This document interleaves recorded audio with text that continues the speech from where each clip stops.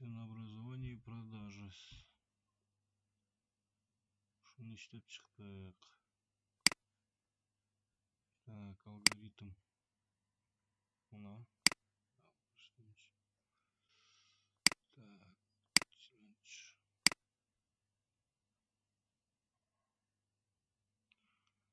8ден аз болсо 0,95, 8ден көп болсо 1,10% болду. Так. Аны уже иштеп койдук. Мисалы үчүн базовый цена 100 болсо, 9 алсаң 10%. 4 өзүнүн суммасы, 7 өзүнүн суммасы, 1 5% минус. Все.